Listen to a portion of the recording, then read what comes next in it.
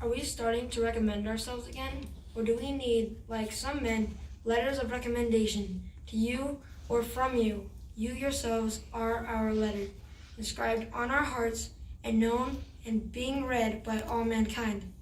For you are shown to be a letter of Christ, written by us as ministers, inscribed not with ink, but with the Spirit of a living God, not on stone tablets, but on fleshly tablets, on hearts.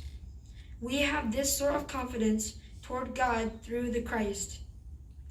Not that we of ourselves are adequately qualified to consider that anything comes from us, but our being adequately qualified comes from God, who has indeed adequately qualified us to be ministers of a new covenant, not of a written code, but of spirit.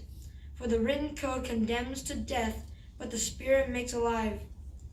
Now, if the code that administers death and that was engraved in letters on stones came with such glory that the sons of Israel could not gaze at the face of Moses, because of the glory of his face, a glory that was to be done away with, why should the administering of the Spirit not be with even greater glory? For if the code administers condemnation was glorious, how much more glorious would be the administering of righteousness? In fact, even what had once been made glorious has been stripped off of glory, because of the glory that excels it. For if what was to be done away with was brought in with glory, how much greater would be the glory of what remains?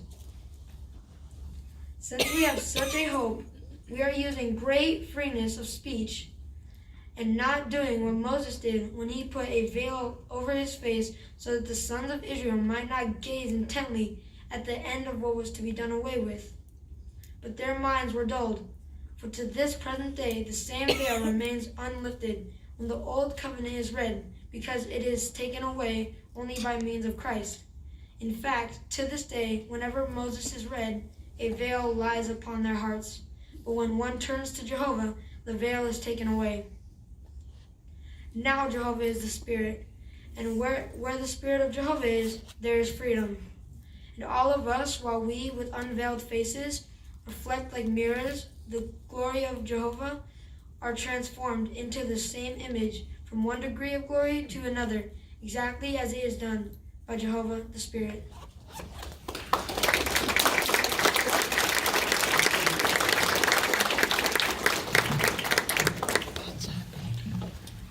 Very well done, Aiden. Where'd you go? There you are.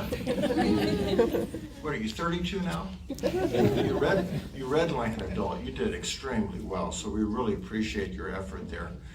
Keep it up. I mean, there's some examples there, in terms of your study point number 10 about modulation and how important that really is. And I was watching you on several accounts where you actually hit the word so that you really made it stand out. For example, in verse 6, you said, condemned to death. You really hit that. Another example is verse 12, great freeness of speech. See, you did it so well. And you did that because you practice. And how many times you practice? More than once? Oh yeah, okay, good. And that's what we need to do. We want to give our best to Jehovah God, and that certainly is what you did. And this point, modulation is so very important because it's a good teaching tool. We want to have that varying of pace and pitch and power. And we have to vary it up a little bit so that we catch the attention of the audience, but at the same time, we convey the right thoughts, whether it be a Bible reading like what you did, or even a teaching part where we are trying to teach God's Word. So keep it up. Welcome to the school, and we know that you'll continue to do well. Thank you.